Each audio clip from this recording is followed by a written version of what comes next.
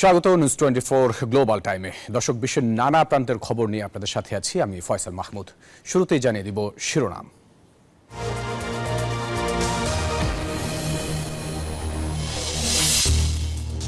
নিজের বিরুদ্ধে বিচার বিভাগের তদন্তকারীদের বরখাস্ত করলেন ট্রাম্প। অবৈধ অভিবাসী তাড়াতে যুক্তরাষ্ট্র জুড়ে অভিযান, গ্রেপ্তার 956। যুদ্ধবিরতির পর গাজায় ফিরল 3 লক্ষাধিক ফিলিস্তিনি। আগামী সপ্তাহে ট্রাম্প নেতানিয়াহু বৈঠক, বড় ধরনের সামরিক মহড়া ইরানের। এবং বিশ্ববাজারে চীনের কৃত্রিম বুদ্ধিমত্তার বাজিমাত, প্রযুক্তি খাতের শেয়ারে ব্যাপক ধস। যুক্তরাষ্ট্রের জন্য নতুন চ্যালেঞ্জ জানালেন Trump. Rainbow Paints, the color of joy. দর্শক, দেখছিলেন শিরোনামগুলো। শব্দের আরেক নাম, একদম ইউনিক স্ট্রাকচারাল ডিজাইনের কসমিক ডোর। এর ওয়াল থিকনেস ও রিপ থিকনেস বেশি থাকা থেকে 50 বছরেরও বেশি। কসমিক ডোর, নিশ্চিন্তে 50 বছর। এবারে পুরো খবর। এবার নিজের বিরুদ্ধে বিচার বিভাগের তদন্তকারী কর্মকর্তাদের বরখাস্ত করলেন মার্কিন প্রেসিডেন্ট ডোনাল্ড ট্রাম্প। মঙ্গলবার এই তথ্য দিয়েছে বিবিসি। এদিকে যুক্তরাষ্ট্র থেকে অবৈধ অভিবাসীদের তাড়াতে নিরাপত্তা বাহিনীর অভিযানে দেশটির অবৈধ অভিবাসীদের মধ্যে বিরাজ করছে আতঙ্ক। এর মধ্যে গ্রেপ্তার হয়েছেন প্রায় 1000 জন। দ্বিতীয় মেয়াদে ক্ষমতায় আসার পর একের পর এক বিতর্কিত পদক্ষেপে আলোচনার কেন্দ্রবিন্দুতে রয়েছে ট্রাম্প প্রশাসন। সোমবার সে তালিকা আরেকটু দীর্ঘ হলো। এবার নিজের বিপক্ষে অবস্থান নেওয়া কর্মকর্তা কর্মচারীদের বিরুদ্ধে সিদ্ধান্ত নিলেন মার্কিন প্রেসিডেন্ট ডোনাল্ড ট্রাম্প। মঙ্গলবার ব্রিটিশ সংবাদ মাধ্যম বিবিসি জানায়, ট্রাম্পের বিরুদ্ধে ফৌজদারি তদন্তের কাজে জড়িত 1 ডজনেরও বেশি কর্মকর্তাদের বরখাস্ত করা হয়েছে। তাদের কাছে বার্তা পাঠানো হয়েছে, নতুন মার্কিন প্রেসিডেন্টের এজেন্ডা বিশ্বস্ততার সাথে বাস্তবায়নের জন্য তাদের ওপর ভরসা করা যাবে না। এদিকে ট্রাম্পের নির্দেশে যুক্তরাষ্ট্র থেকে অবৈধ অভিবাসীদের তাড়াতে নিরাপত্তা বাহিনীর ঝটিকা অভিযান শুরু হয়েছে। এরই মধ্যে দেশটি জুড়ে গ্রেফতার হয়েছে প্রায় 1000 জন। অবৈধ অভিবাসীদের অনেকেই ভয়ে আতঙ্কে কর্মস্থলে যাচ্ছেন না, শিশুরাও যাচ্ছে না স্কুলে। কাজ বন্ধ রয়েছে অনেক বাবা মার। বিভিন্ন অঙ্গরাজ্যে বাসা বাড়ি আর ব্যবসা প্রতিষ্ঠানে হানা দিচ্ছে মার্কিন রাষ্ট্রীয় সংস্থার সদস্যরা। Desk report, news 24। এই যে আমার ব্যাংক আরএফএল গ্যাস স্টোভ, এর সাইন্টিফিক নজল আর ব্রাশ বার্নার তাপকে সমানভাবে ছড়িয়ে খরচ বাঁচায় 25%। আরএফএল গ্যাস স্টোভ নিরাপদ ও গ্যাস সাশ্রয়ী। 304 ফুড গ্রেড স্টেইনলেস স্টিলে তৈরি, যা নিশ্চিত করে জংবিহীন সিঙ্কের আজীবন নিশ্চয়তা। আরএফএল কিচেন সিঙ্ক, স্বাস্থ্যকর কিচেনের চিরস্থায়ী সমাধান। অবশেষে নিরাপদে দক্ষিণ গাজা থেকে উত্তর গাজায় পাড়ি জমালো 3 লক্ষাধিক মানুষ। তবে বাড়ি ফিরে ধ্বংসস্তূপ ছাড়া কিছুই খুঁজে পাচ্ছে না তারা। এরই মধ্যে আগামী সপ্তাহে যুক্তরাষ্ট্রে মার্কিন প্রেসিডেন্ট ডোনাল্ড ট্রাম্পের সাথে সাক্ষাৎ করতে পারেন ইসরায়েলি প্রধানমন্ত্রী বেনিয়ামিন নেতানিয়াহু, এমনটাই জানিয়েছে রয়টার্স। এদিকে আবারও নিজেদের সামরিক শক্তির জানান দিতে বড় ধরনের মহড়া চালিয়েছে ইরান। দীর্ঘ সময় রক্তপাতের পর মিলেছে সাময়িক শান্তি। গাজার উত্তরাঞ্চলের দিকে ছুটে চলছেন লাখ লাখ মানুষ। এরই মধ্যে প্রায় 3 লক্ষাধিক মানুষ উত্তর গাজায় ফিরেছে। গাজা কর্তৃপক্ষ নিশ্চিত করেছে এ তথ্য। তবে দীর্ঘ সময় পর বাড়ি ফিরে ধ্বংসস্তূপ ছাড়া কিছুই পাচ্ছে না বাসিন্দারা। ভবিষ্যৎ নিয়েও সন্দিহান সিংহভাগ গাজাবাসী। তবুও নিজ ভূখণ্ডে পা রাখতে পেরেই অনেকে ফেলছেন স্বস্তির নিঃশ্বাস। এটা এক অবর্ণনীয় অনুভূতি। সৃষ্টিকর্তাকে ধন্যবাদ যে আমরা আমাদের জন্মভূমিতে ফিরে যেতে পারছি। গত 10 মাসেরও বেশি সময় ধরে নানা ধরনের কষ্ট সহ্য করেছি। গাজার প্রতিটি জায়গা গল্প ধারণ করেছে আমাদের, আর প্রতিটি গল্পই দুঃখ ও যন্ত্রণায় ভরা। এরই মধ্যে সোমবার 3টি ইসরায়েলি ও মার্কিন সূত্রের বরাতে এক্সিওস জানিয়েছে, আগামী সপ্তাহে যুক্তরাষ্ট্রের ওয়াশিংটনে মার্কিন প্রেসিডেন্ট ডোনাল্ড ট্রাম্পের সাথে বৈঠকের পরিকল্পনা রয়েছে ইসরায়েলি প্রধানমন্ত্রী বেনিয়ামিন নেতানিয়াহুর। এদিকে নিজেদের শতাধিক হেলিকপ্টার, সাজোয়া যান ও ড্রোন নিয়ে রোববার বড় ধরনের সামরিক মহড়া চালিয়েছে ইরান। দেশের নিরাপত্তা ও স্থিতিশীলতা নিশ্চিত করতে বাহিনীর প্রস্তুতি বাড়ানোই এই মহড়ার উদ্দেশ্য বলে জানিয়েছে ইরানের সামরিক বাহিনী। Desk report, news 24।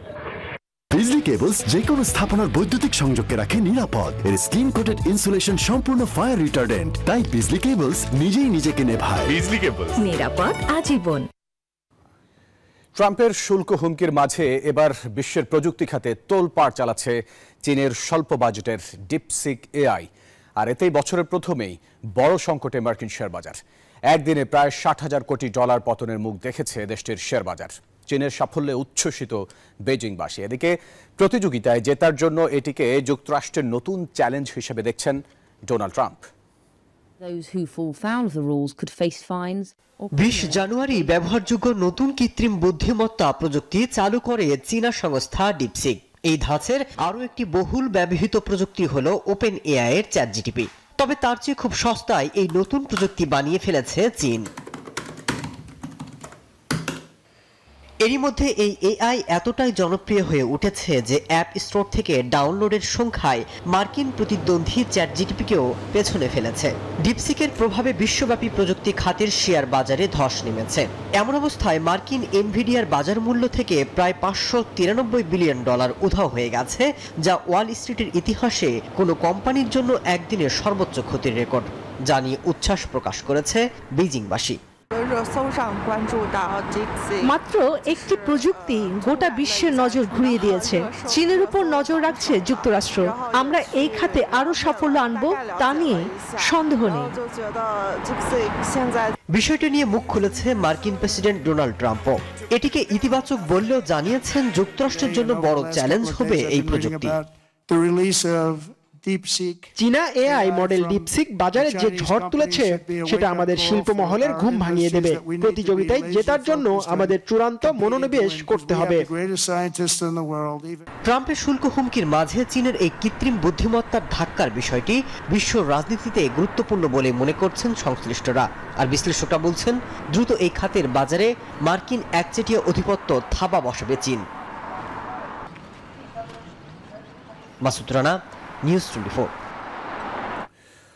মার্কিন প্রেসিডেন্ট ডোনাল্ড ট্রাম্পের গ্রিনল্যান্ড কিনতে চাওয়ার জোরাজুরির মধ্যেই আর্কটিক অঞ্চলে সামরিক শক্তি বাড়ানোর উদ্যোগ নিয়েছে ডেনমার্ক। এক সংবাদ সম্মেলনে অঞ্চলটিতে নজরদারি বাড়ানো ও নিরাপত্তার লক্ষ্যে $205 কোটি মার্কিন ডলার ব্যয়ের ঘোষণা দিয়েছেন দেশটির প্রতিরক্ষামন্ত্রী। বিশেষজ্ঞরা বলছেন, ট্রাম্পের গ্রিনল্যান্ড কেনার হুমকির জবাবেই আর্কটিক অঞ্চলে সামরিক সক্ষমতা বাড়ানোর উদ্যোগ নিয়েছে ড্যানিশ।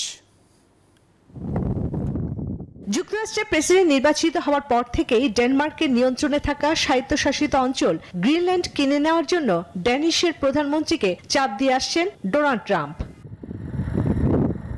তাই এবার আর্কটিক অঞ্চলে নিজেদের সামরিক শক্তি বাড়ানোর উদ্যোগ নিয়েছে ডেনমার্ক। অঞ্চলটিতে 3টি নতুন জাহাজ মোতায়েন, 2টি দূরপাল্লার ড্রোন এবং স্যাটেলাইট স্থাপনের জন্য $205 কোটি মার্কিন ডলারের ব্যয়ের ঘোষণা দিয়ে 27 জানুয়ারি এক সংবাদ সম্মেলনে বলেন, প্রতিরক্ষা ব্যবস্থা শক্তিশালী করার লক্ষ্যে এই সিদ্ধান্ত নেওয়া হয়েছে, জানান দেশটির প্রতিরক্ষা মন্ত্রী ট্রয়লস লুন্ড। চলতি বছরের শেষে সামরিক খাতে তহবিল আরো বাড়ানোর পরিকল্পনা করা হবে। এর আগে গ্রিনল্যান্ডের মালিকানা নেয়ার জন্য ডেনমার্কের প্রধানমন্ত্রীকে হুমকি দেন মার্কিন প্রেসিডেন্ট। একাধিক ইউরোপীয় কর্মকর্তাদের বরাত দিয়ে এমন প্রতিবেদন প্রকাশ করে ব্রিটিশ সংবাদ মাধ্যম ফিনান্সিয়াল টাইমস। বিশেষজ্ঞরা বলছেন, ট্রাম্পের গ্রিনল্যান্ড কেনার হুমকির জবাবেই আর্কটিক অঞ্চলে সামরিক সক্ষমতা বাড়ানোর উদ্যোগ নিয়েছে ড্যানিশ। চন্দ্রানী চন্দ্রা, নিউজ 24। মার্কিন প্রেসিডেন্ট ডোনাল্ড ট্রাম্পের সঙ্গে বৈঠকের জন্য যুক্তরাষ্ট্র যাচ্ছেন ভারতের প্রধানমন্ত্রী নরেন্দ্র মোদী। আগামী মাসে হোয়াইট হাউসে এই বৈঠক হতে পারে বলে জানিয়েছেন ট্রাম্প। সোমবার ফ্লোরিডায় সাংবাদিকদের এ তথ্য জানান মার্কিন প্রেসিডেন্ট। ট্রাম্প বলেন, ভারতের প্রধানমন্ত্রী মোদীর সঙ্গে তার দীর্ঘ সময় ফোন আলাপ হয়েছে। তিনি ফেব্রুয়ারিতেই হোয়াইট হাউসে আসতে যাচ্ছেন। এ সময় দুদেশের দ্বিপাক্ষিক সম্পর্ক ছাড়াও বৈশ্বিক নানা গুরুত্বপূর্ণ বিষয় আলোচনা হতে পারে। মার্কিন প্রেসিডেন্ট হিসেবে ট্রাম্পের শেষ বিদেশ সফর ছিল ভারতে। ভারতের বৃহত্তম বাণিজ্যিক অংশীদার যুক্তরাষ্ট্র। 2023-24 সালে ভারত ও যুক্তরাষ্ট্রের মধ্যে বাণিজ্যের অঙ্কটা $11,800 কোটি ছাড়িয়েছিল। অন্যদিকে চীনকে সামলাতেও যুক্তরাষ্ট্রের কাছে কৌশলগতভাবে গুরুত্বপূর্ণ ভারত।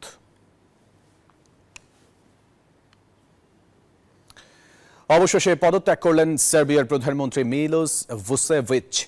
দেশটিতে কয়েক মাস ধরে চলা গণবিক্ষোভের জেরে মঙ্গলবার পদত্যাগের ঘোষণা দেন তিনি। বলেন, সার্বিয়ার চলমান উত্তেজনা কমাতে এই পদক্ষেপ নিয়েছেন তিনি। নভেম্বরে সার্বিয়ার দ্বিতীয় বৃহত্তম শহর নোভি সাদের একটি রেল স্টেশনের ছাদ ধসে 15 জনের মৃত্যুর পর থেকেই বেলগ্রেডে সরকার বিরোধী বিক্ষোভ শুরু হয়। ছাত্র, শিক্ষক এবং অন্যান্য কর্মী সহ হাজার হাজার বিক্ষোভকারী বিক্ষোভে অংশ নেন। তারা প্রধানমন্ত্রীর পদত্যাগ দাবি করেন। এরই জেরে পদত্যাগের সিদ্ধান্ত নেন সার্বিয়ার প্রধানমন্ত্রী। 2023 সাল থেকে ক্ষমতাসীন মধ্য ডানপন্থী সার্বিয়া প্রগ্রেসিভ পার্টির প্রধান মিলোস ভুসেভিচ।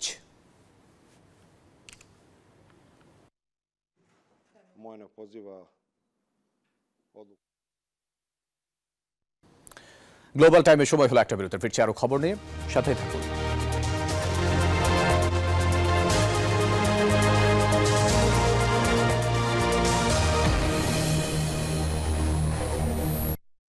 নুডলস খান নাই? তাহলে তো নুডলসই খান নাই। নুডলস খান নাই তো নুডলসই খান নাই।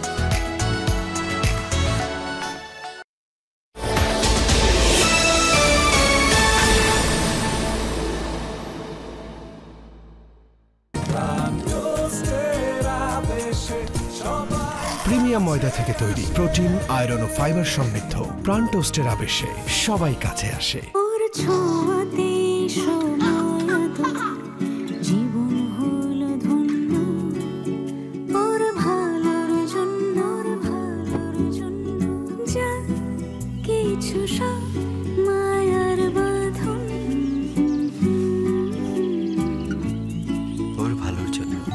আপনার মতো আমরা ওর ভালো চাই, তাই ওর ভালোর জন্য বসুন্ধরা ডায়াপ্যান্ট এখন আরো উন্নত।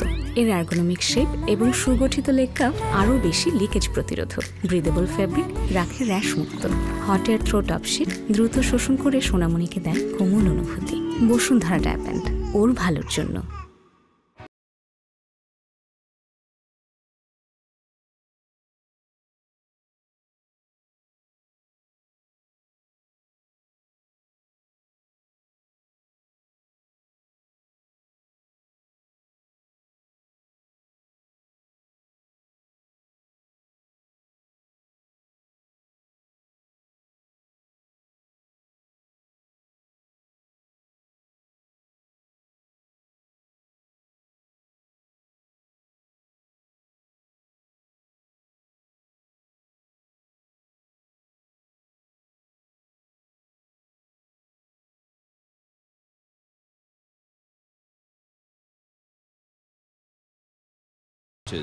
We are creating the perfect launchpad for the future stars of Bangladesh cricket. This isn't just a cricket academy, it's where dreams take flight, where the future of Bangladesh cricket is built. For the millions of aspiring cricketers across the country, your journey starts here. Bosundhara Cricket Network, shaping tomorrow's champions today. Your passion, our commitment. Together, we will make your cricketing dream come true.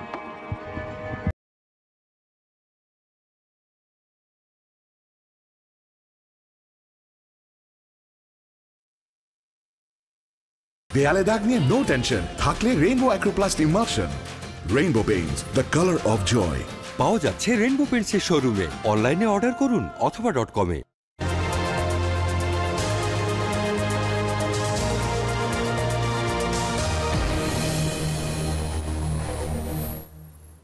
বিরতির পর আবার স্বাগত global টাইমে। আবারও নিজেদের সামরিক শক্তির জানান দিল ইরান। শতাধিক হেলিকপ্টার, সাজোয়া যান ও ড্রোন সহ সামরিক মহড়ায় অংশ নেয় সেনাবাহিনীর একাধিক ইউনিট। দেশের নিরাপত্তা ও স্থিতিশীলতা নিশ্চিত করতে বাহিনীর প্রস্তুতি বাড়ানোই এই মহড়ার উদ্দেশ্য বলে জানান দেশটির সেনাপ্রধান। সম্মিলিত মহড়ায় সামরিক শক্তি জানান দিল ইরান। স্থানীয় সময় 27 জানুয়ারি ইরানের সেনাবাহিনীর পরিচালনায় দেশটির পশ্চিমাঞ্চলে বিশাল সামরিক মহড়া অনুষ্ঠিত হয়। মহড়ায় অংশ নেয় 100টিরও বেশি হেলিকপ্টার। প্রথম পর্যায়ে ব্যবহৃত হয় 205, 206, 209 এবং 214 মডেলের একাধিক হেলিকপ্টার। দীর্ঘদিন ধরে অকেজো থাকা এই হেলিকপ্টারগুলোকে আধুনিকায়নের মাধ্যমে পুনরায় চালু করা হয়েছে। এছাড়াও এই মহড়ায় অংশ নেয় 35তম বিশেষ ব্রিগেড, 55তম এয়ারবোর্ন ব্রিগেড, 181তম সাজোয়া ব্রিগেড এবং সেনাবাহিনীর এভিয়েশন ইউনিট, ইলেকট্রনিক যুদ্ধ ব্যাটালিয়ন এবং ড্রোন সহ অন্যান্য বিশেষ ইউনিট। ইরানের কেরামমানশা প্রদেশের কারস ইন শিরিন এলাকায় নাফুতশাহে আয়োজিত এই মহড়ায় উপস্থিত ছিলেন ইরানের সেনা প্রধান মেজর জেনারেল মোহাম্মদ বাঘেরি। দেশের নিরাপত্তা ও স্থিতিশীলতার বিরুদ্ধে যে কোনো হুমকি মোকাবেলার বাহিনী প্রস্তুতি বাড়ানোই এই মহড়ার উদ্দেশ্য বলে জানান তিনি। এছাড়াও মহড়ায় ছিলেন স্থলবাহিনীর প্রধান brigadier general Kioumars Heidari, deputy operation commander brigadier general Karim Chashak. এর আগে নিজেদের শক্তিমত্তা জানান দিতে 26 জানুয়ারি সবচেয়ে বড় ড্রোন উন্মোচন করেছে ইরান। যুদ্ধে নিহত ফিলিস্তিনিদের স্মরণে ড্রোনটির নামকরণ করা হয়েছে গাজা। ড্রোনটি প্রায় 1200 মাইল পর্যন্ত যেতে পারে বলে দাবি তেহরানের। চন্দ্রা, নিউজ 24। ঘৃণা নয়, ভালোবাসা দিয়ে বিশ্ব শাসন করার আহ্বান জানালেন হলোকস্ট থেকে বেঁচে যাওয়া ব্যক্তিরা। জাতিসংঘে ওয়াচউইটস বন্দি মুক্তিদের ৮০তম বার্ষিকী উদযাপন করেছে জাতিসংঘ। এ সময় উঠে আসে ইহুদি নিধন যজ্ঞের ভয়াবহ বর্ণনা। দ্বিতীয় বিশ্বযুদ্ধের সময় জার্মান নাৎসি বাহিনীর হাতে মারা পড়ে লাখো মানুষ। সে সময় ইহুদিদের উৎখাতের জন্য হিটলারের নাৎসি শাসিত জার্মানিতে আইন প্রণয়ন করা হয়। ধীরে ধীরে এই প্রতিহিংসা রূপ নেয় গণহত্যায়। দ্বিতীয় বিশ্বযুদ্ধের প্রায় ৮০ বছর কেটে গেছে, তবে সেই হলোকস্ট থেকে বেঁচে যাওয়া ২.৫ লাখ মানুষ এখনো জীবিত। দ্বিতীয় বিশ্বযুদ্ধের সময় নাৎসি ক্যাম্পগুলোতে হত্যা করা হয় ৬০ লাখের বেশি মানুষকে। নাৎসি হিটলারের জার্মানিতে দখলকৃত ইউরোপের নানা দেশে অসংখ্য বন্দী শিবিরের মধ্যে আশউইটস নির্মমভাবে বন্দী হত্যার জন্য কুখ্যাত হয়েছিল। হলোকস্ট থেকে বেঁচে যাওয়া ব্যক্তিরা জানান তাদের জীবনের ভয়াবহ অভিজ্ঞতার কথা। ৬০ লাখ মানুষ মরেছে যারা নিরপরাধ ছিল। এর মৃত্যু বেশি দিন আগে নয়, আজও মানুষ মরছে। আমরা ঘৃণার গল্প বুনছি। এই পৃথিবী তো ঘৃণার জন্য নয়, ভালোবাসার। ভালো কিছু খুঁজে বের করুন, ভালোবাসা দিয়ে পৃথিবী জয় করুন, ঘৃণা দিয়ে নয়।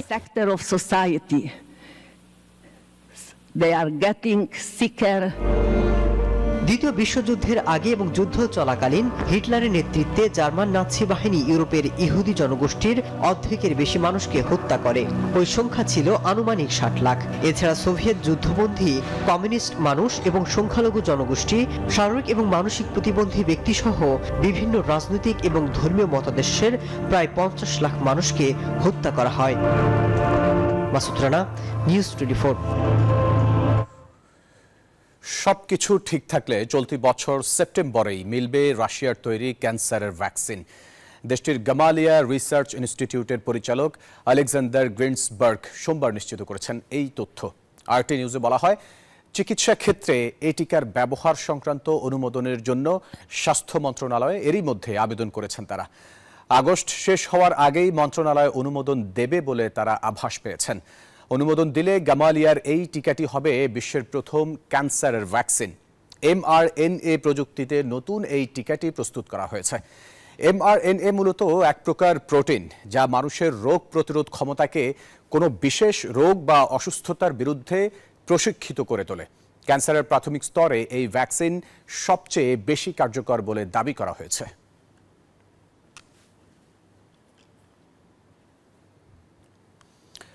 শুরু হয়েছে স্টারলিংকের ডাইরেক্ট টু সেল স্যাটেলাইট সেবার পরীক্ষামূলক কার্যক্রম। সোমবার সামাজিক যোগাযোগ মাধ্যম এক্সে দেয়া এক বার্তায় এ তথ্য জানিয়েছেন স্পেস এক্সের প্রধান নির্বাহী এলন মাস্ক।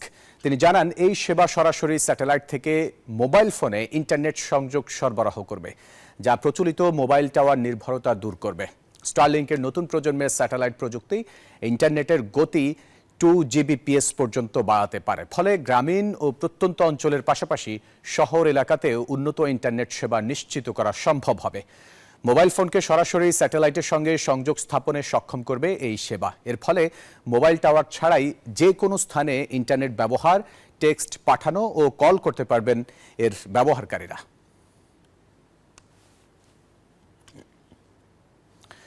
গেল বছরে চীনের শিল্প খাতে মুনাফা আগের বছরের চেয়ে 3.3% কমেছে। এ নিয়ে দেশটির শিল্প খাতে টানা তৃতীয় বছরের মতো কমেছে মুনাফা। এছাড়া গেল ডিসেম্বরের তুলনায় জানুয়ারিতে দেশটির উৎপাদন খাতের পারচেজিং ম্যানেজার্স ইন্ডেক্সও কমেছে। সূচকটি কমে 50 পয়েন্টের নিচে নেমে গেছে। সোমবার এ তথ্য প্রকাশ করেছে ন্যাশনাল ব্যুরো অব স্ট্যাটিস্টিক্স, যেখানে দেখা যায় জানুয়ারি মাসের পিএমআই কমে 49.1 পয়েন্ট হয়েছে। এর আগে রয়টার্সের এক জরিপে চীনে জানুয়ারিতে এই সূচক 50.1 পয়েন্ট হবে বলে পূর্বাভাস দেওয়া হয়েছিল। জানুয়ারিতে অপ্রত্যাশিতভাবে সংকুচিত হয়ে 29 জানুয়ারিতে শুরু হতে যাচ্ছে। এমন অবস্থায় অর্থনীতিকে চাঙ্গা করতে আর্থিক সহায়তা জোরদারের আহ্বান জানানো হয়। দর্শক, ছিল গ্লোবাল টাইমে। এতক্ষণ সাথে থাকার জন্য ধন্যবাদ সবাইকে।